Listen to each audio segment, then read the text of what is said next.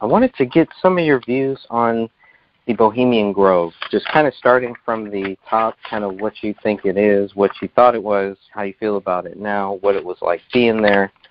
Do you remember the very first time that you ever heard about the Bohemian Grove? Well, I had read about it before you had brought it up, and I remember reading it, and I went to Monterey before, we had a serious connection on that, and kind of looked around there, and I thought it was a very, very circumspect, very controlled environment there. From the businesses, everything seems to be in place, and everything seems to be very well controlled there. I noticed that. And what I thought about Bohemian Grove was I just knew it was a club of, quote unquote, the wealthy, the powerful, and the political.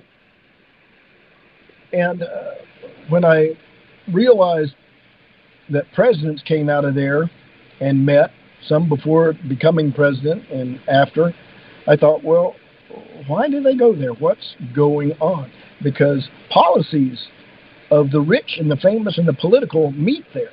So is this the rich gathering and saying what they would like to see, and the politicians seeking to get their support and approval and then therefore get into office? In other words, they go there and say, I want to be in office. Well, what do you do for us when you get there? Well, I'll do this, this, this, this. Okay, you got our support. It could be that, and I'm sure some of that goes on.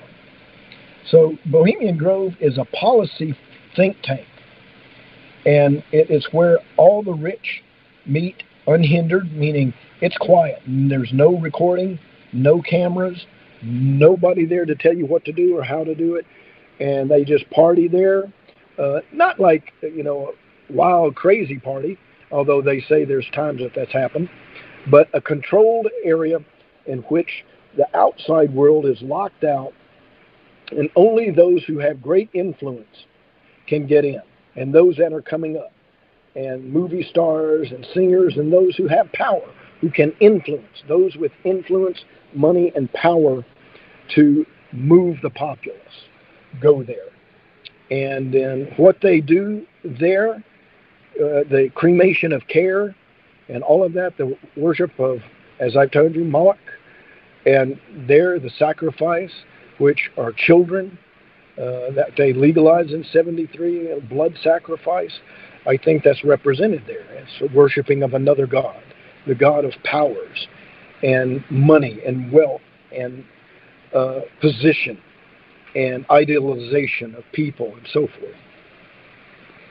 That's my view on it now. And I think whoever goes there, if they're of the faith, should not. Or if they do go, it's a call to be there and testify against it. It's kind of, I think, like any club, there's the higher echelon and the lower echelon. And the upper echelon are allowed to get the straight dope. The others are brought up until they get to that point. I don't think everybody's there planning world dominion or anything like that. But I think they listen in, and they're schooled in how they are to be in regards to that, and to be a member of this club, which is, by definition, in the world's view, a prestigious type thing. I mean, when you have the most powerful and the richest people coming in there and chat, and you rub shoulders with everybody, it makes you feel good and important. It would.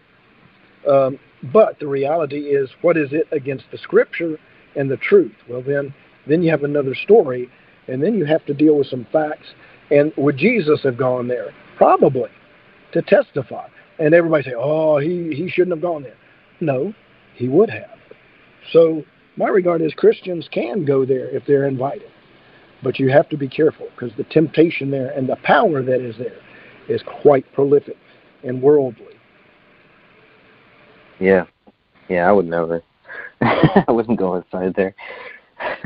I don't know. It's just it's a weird weird the ancient place. Indians said that it was a very dark place, and they wouldn't like to go there. I mean, they're right. So why would somebody move in there? Exactly.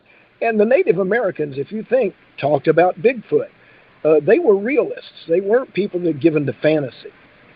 So Bigfoot, or the bigger brothers, as they call them, the tall, they weren't lying.